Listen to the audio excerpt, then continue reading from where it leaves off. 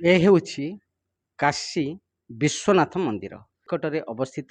କହିବାକୁ ଗଲେ ଗଞ୍ଜାମ ଜିଲ୍ଲା ମୁଖ୍ୟ ରାସ୍ତା ପାର୍ଶ୍ୱରେ ଏହି ମନ୍ଦିରଟି ଅବସ୍ଥିତ ଏବଂ ଏହି ମନ୍ଦିରକୁ ପ୍ରତିଦିନ ଭକ୍ତମାନେ ଆସନ୍ତି। ତେବେ ପର୍ବପର୍ବାଣିରେ ଏହି ମନ୍ଦିରରେ ପ୍ରବଳ ଭିଡ଼ ହୋଇଥାଏ।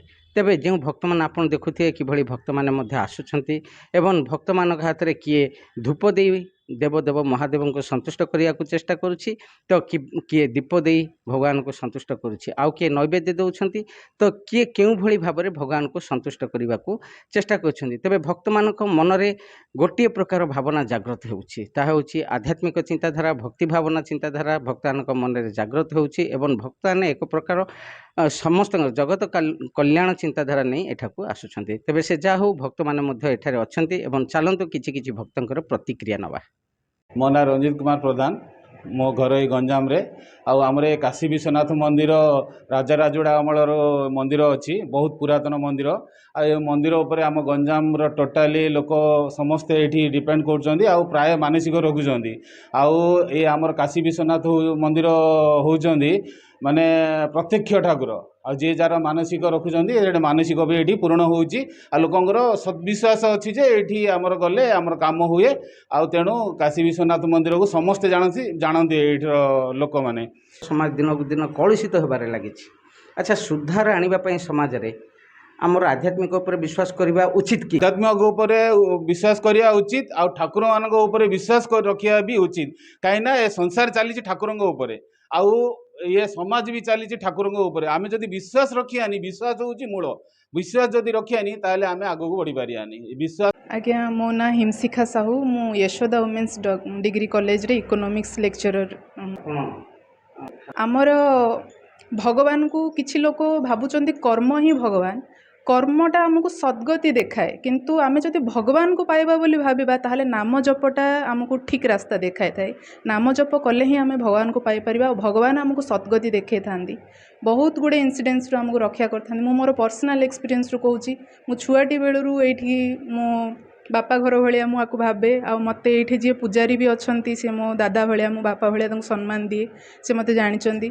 କାମନା ତାଙ୍କୁ ଡାକିବା, ମାନସିକ ରଖିବା ଏଇଟା ଅଲଗା କଥା, କିନ୍ତୁ ମୁଁ ତାଙ୍କୁ ସଦାବେଳେ ପୂଜା କରିଛି। ମୁଁ ଯାହା ମାଗିଛି, ମୋତେ ମାଗିବା ତ ଆମକୁ କିଛି ଜଣା ନାହିଁ, ସିଏ ଆମକୁ ମାଗିବାଠୁ ବି ଅଧିକା ଦିଅନ୍ତି।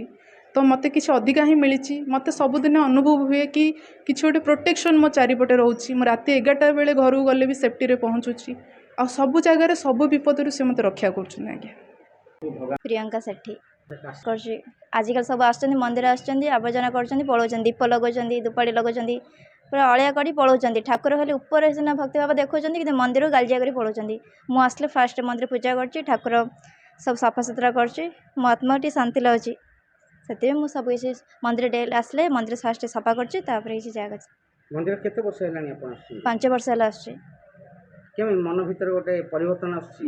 ମନ୍ଦିର ଆସିଲେ ମନ ପୁରା କେତେ ଶାନ୍ତି ଲାଗୁଛି। ଯାହା ବି କିଛି ମାନସିକ କରିଥିବି, ଯାହା ବି କିଛି ସବୁ କିଛି ମୋ ଇଚ୍ଛା ପୂରଣ ହେଉଛି। ଠାକୁର ଏଇଠି ଅଛନ୍ତି, ଯାହା ବି ମାଗିଲେ ତା ଇଚ୍ଛା ପୂରଣ ହେଉଛି। ମନ୍ଦିର ଦେଖନ୍ତୁ, ଏଠି କିଛି ମହିଳା ଭକ୍ତ ମଧ୍ୟ ପ୍ରତିକ୍ରିୟା ଦେଉଥିଲେ। ଜଣେ ଅଧ୍ୟାପିକା, ସେ ଦେଖୁଥିଲେ କିଭଳି ଦେବଦେବ ମହାଦେବଙ୍କର ପୂଜାର୍ଚ୍ଚନା କରୁଥିଲେ ଏବଂ ଏକ ପ୍ରକାର ପ୍ରଭୁ ଶିବଙ୍କୁ ସେ ମାର୍ଜନା କରୁଥିଲେ ଏବଂ ତାଙ୍କ ମନରେ କିଭଳି ଭକ୍ତି ଭାବନା ଥିଲା ଏବଂ ସେ କିଭଳି ପ୍ରତିକ୍ରିୟା ଦେଲା ବେଳେ କିଭଳି ଭକ୍ତି ଭାବନାରେ ପୁରି ଉଠୁଥିଲେ ମଧ୍ୟ ଆପଣ ତାହା ଦେଖୁଥିବେ। ଏବଂ ସେ କହୁଥିଲେ ଯେ ସମାଜ ଯେଉଁଭଳି ଭାବରେ ବର୍ତ୍ତମାନ କଳୁଷିତ ହେବାରେ ଲାଗିଛି, ସମାଜରେ ସୁଧାର ଆଣିବାକୁ ହେଲେ ଭକ୍ତି ଭାବନା ଏବଂ ଆଧ୍ୟାତ୍ମିକ ଚିନ୍ତାଧାରାର ଗୁରୁତ୍ୱପୂର୍ଣ୍ଣ ଭୂମିକା ରହିଛି। ସେହିଭଳି ଜଣେ ଛାତ୍ରୀ ମଧ୍ୟ ସେ ପ୍ରତିକ୍ରିୟା ଦେଉଥିଲେ ଯେ ଏଠାକୁ ଭକ୍ତମାନେ ଆସୁଛନ୍ତି, ଜନକଲ୍ୟାଣ ଚିନ୍ତାଧାରା ନେଇକି ଆସୁଛନ୍ତି ଏବଂ ଭଗବାନଙ୍କୁ ପୂଜାର୍ଚ୍ଚନା କରୁଛନ୍ତି, କିନ୍ତୁ ଗଲାବେଳେ ସେମାନେ ଯଦି ଦେଖିବେ ପରିଷ୍କାର ପରିଚ୍ଛନ୍ନତା ଉପରେ ଗୁରୁତ୍ୱ ଦେଉନାହାନ୍ତି ଏବଂ ପଲିଥିନକୁ ମଧ୍ୟ ଏଣେତେଣେ ପକାଇ ଦେଉଛନ୍ତି। ତେଣୁ ସେ ପରିଷ୍କାର ପରିଚ୍ଛନ୍ନତା ଉପରେ ଗୁରୁତ୍ୱ ଦେଇଛନ୍ତି ଏବଂ ଏହାର ପରିଣାମ ସ୍ୱରୂପ ସେ ଆପଣମାନେ ମଧ୍ୟ ଦେଖନ୍ତୁ ସେ କିଭଳି ମନ୍ଦିରର ପରିଷ୍କାର ପରିଚ୍ଛନ୍ନତାକୁ ବଜାୟ ରଖିବା ପାଇଁ ସଫା ସୁତୁରା କରୁଛନ୍ତି। ନିଜେ ଝାଡ଼ୁ ଧରି ମନ୍ଦିରର ପରିଷ୍କାର ପରିଚ୍ଛନ୍ନତା ବଜାୟ ରଖୁଛନ୍ତି ଏବଂ ମନ୍ଦିରର ପରିବେଶକୁ ସଫା ସୁତୁରା ରଖୁଛନ୍ତି, ଯାହାକି ପ୍ରଶଂସାର ଯୋଗ୍ୟ। ତେବେ ଏହିଭଳି ଭକ୍ତମାନଙ୍କ ମଧ୍ୟରେ ଯଦି ସଚେତନତା ଆସେ, ଭକ୍ତମାନଙ୍କ ମଧ୍ୟରେ ଯଦି ସଚେତନତା ଆସେ, ଲୋକମାନଙ୍କ ମଧ୍ୟରେ ଯଦି ସଚେତନତା ଆସେ, ତାହେଲେ ନିଶ୍ଚୟ ଆମ ପରିବେଶ ପରିଷ୍କାର ରହିବା ସତ୍ତ୍ୱେ ପରିବେଶରେ ମଧ୍ୟ ଅନେକ ସୁଧାର ଆସିବ ଏବଂ ଆମର ପରିବେଶ ଏକ ସୁସ୍ଥମୟ ପରିବେଶ ରୂପେ ପରିଗଣିତ ମଧ୍ୟ ହୋଇପାରିବ। ତେବେ ଏଠିକାର ପବିତ୍ର ବାତାବରଣ ମଧ୍ୟରେ ଯଦି ଆପଣ ପାଦଥାପନ କରନ୍ତି, ଆପଣଙ୍କ ମନ ମଧ୍ୟରେ ସେହି ଶିବଙ୍କର ସୌମ୍ୟ ଅନୁଭୂତି ବାରମ୍ବାର ପ୍ରତିଫଳିତ ହେବ ଏବଂ ମନ ସ୍ୱତଃପ୍ରବୃତ୍ତ ଭାବେ ଓଂ ନମ ଶିବାୟ ଧ୍ୱନିରେ ଝଙ୍କୃତ ହୋଇ ଉଠିବ। ଯାହାର ପିଲା ଗଞ୍ଜାମ NSC କାଶୀ ବିଶ୍ୱନାଥ ମନ୍ଦିରରୁ ସଞ୍ଜୟ କୁମାର ବିଶ୍ୱାଳଙ୍କ ରିପୋର୍ଟ, ଦ ପବ୍ଲିକ୍ ମିଡ଼ିଆ।